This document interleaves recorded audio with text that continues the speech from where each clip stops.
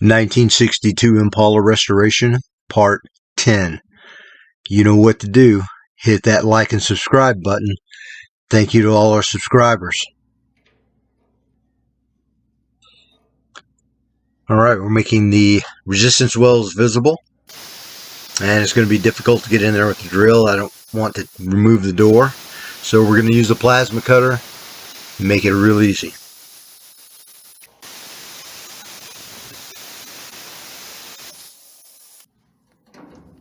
And now that we've got the resistance weld blown out, last little remnant out of the way.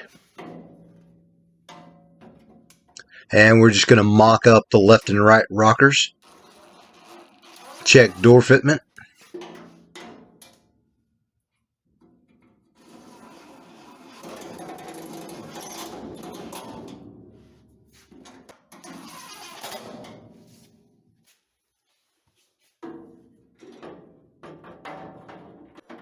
Getting the passenger set into place.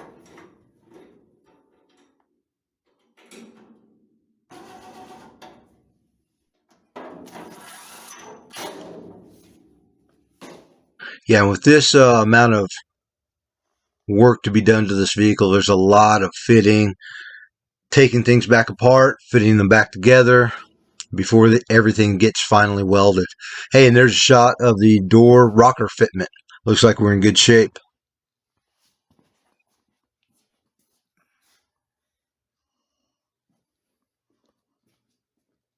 Ready to move on.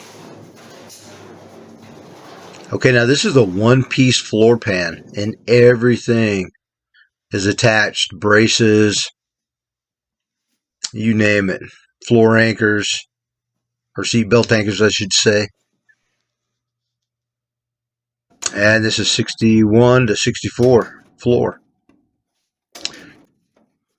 Okay, now I'm using a hand punch, and these are going to be plug weld holes. And we're going to try to mimic the factory resistance type of weld to give it a factory appearance. We're going to weld through these holes and then dress those welds down. Alright, let's get this floor in place.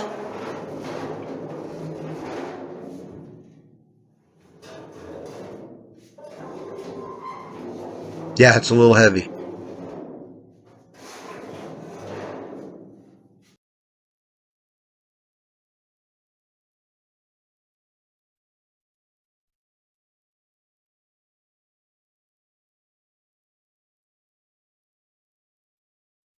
And this is why you need a frame fixture to do this type of work. I wouldn't even attempt this without it.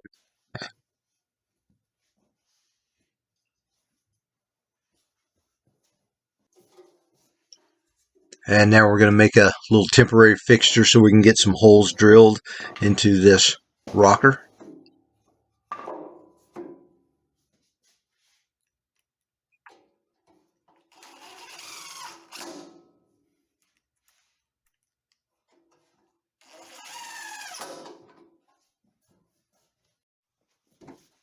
And now we can drill our holes for our plug welds.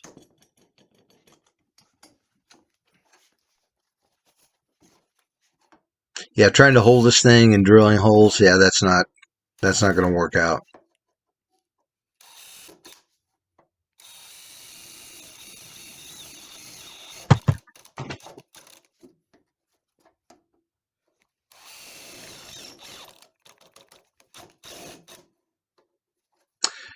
And last hole, we're done.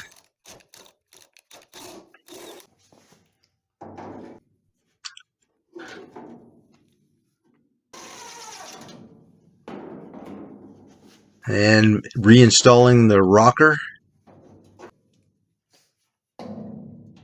Since we've mocked this up, we can go right back into the same holes. Makes life a lot easier. Now we're drilling plug weld holes into the floor pan itself. Now this floor pan is a little bit thicker metal than usual, and using the hand punch just wasn't an option. So we have to drill it.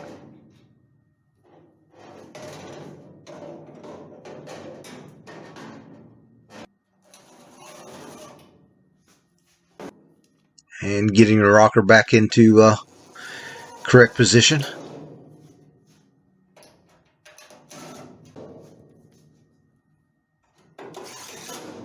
And the way this floor pan works, the rocker and inner rocker have to go in first, then the floor pan mates to that. It's actually sandwiched in between, but we can't hard weld this all the way until we know where the floor and the fitment's gonna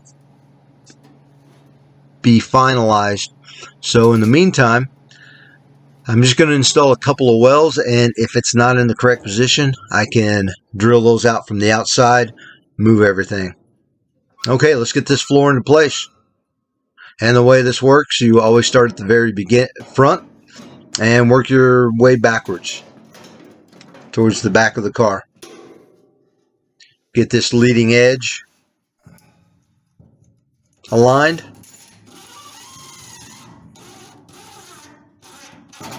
And transmission tunnel firewall gap aligned.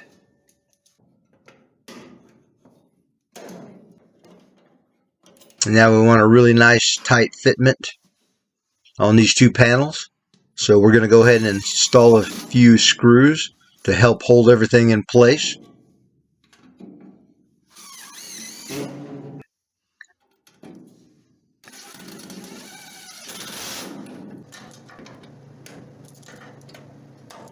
And now we'll just add a few clamps to keep it really sandwiched together. And here I'm using a little awl, and I'm just scratching the EDP coat through the plug weld hole. That'll make the weld process cleaner and just turn out a lot better.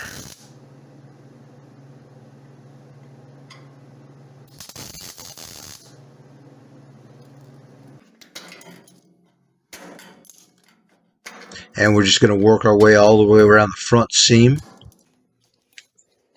And now we're going to dress that down. Just barely knock the tops off of those plug welds.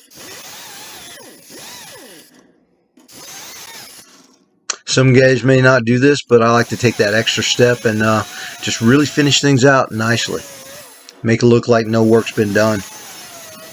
And it's kind of tough to get in this area, but we're going to make it.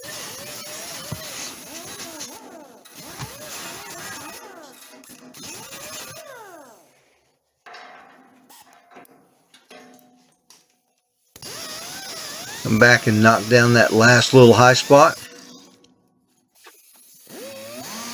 And this is 80 grit on a little mini D.I.Y, and it seems to be working really well. Get that area all dressed down. Now it's going to really mimic the factory look.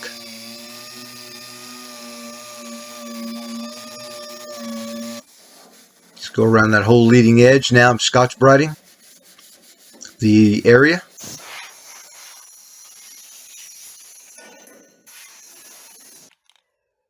And we're just going to put enough primer just to hold this. We don't want any rust starting. Really light coat. And there it is. Hey, this is part 10. Get ready for part 11 in the works. Thanks again to all our subscribers and watchers. Thanks for following the channel.